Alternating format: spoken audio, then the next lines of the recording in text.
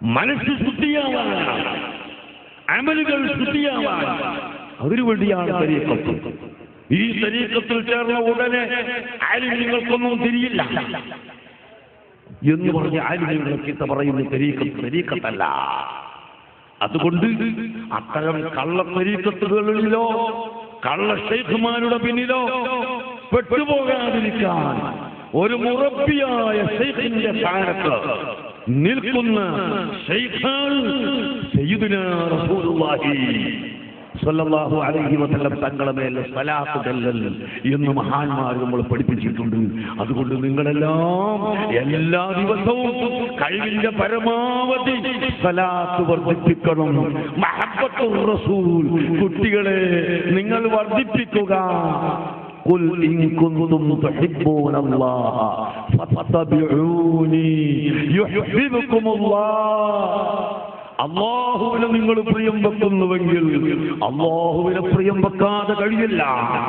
മഹബ്ബത്തിന്റെ അസ്ബാബുകൾ മുഴുവൻ റാത്തിയായ നിലക്ക് തന്നെ അല്ലാഹുവിനുണ്ട്.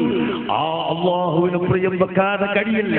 വല്ലദീന ആമനൂ അശദ്ദു ഹുബ്ബൻ ലില്ലാഹ്.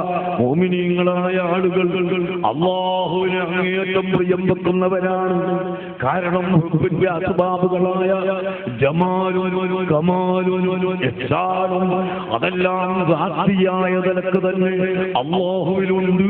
അതുകൊണ്ട് അല്ലാഹുവിനെ മഹബ്ബത്ത് വെക്കാൻ സാധ്യമല്ല.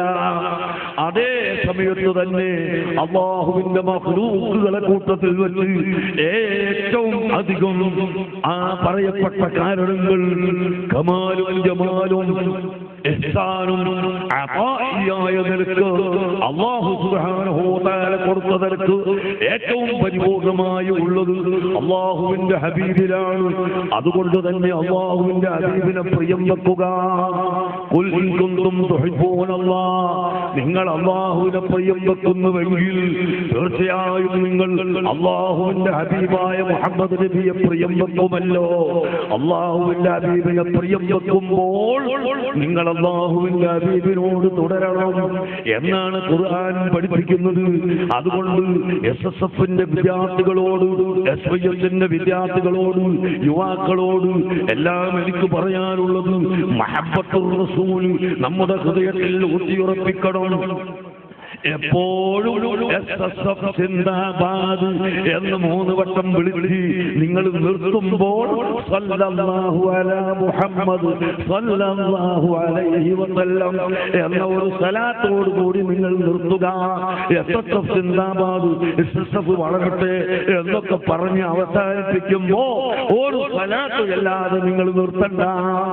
നിങ്ങൾ തുടങ്ങുമ്പോഴും നൃത്തത്തിലും എല്ലാ സമയത്തും റസൂലുള്ളാഹിന്റെ മേൽ സ്വലാത്ത് ചൊല്ലുക, റസൂലുള്ളാഹിനോടുള്ള മഹബ്ബത്ത് വർദ്ധിപ്പിക്കുക.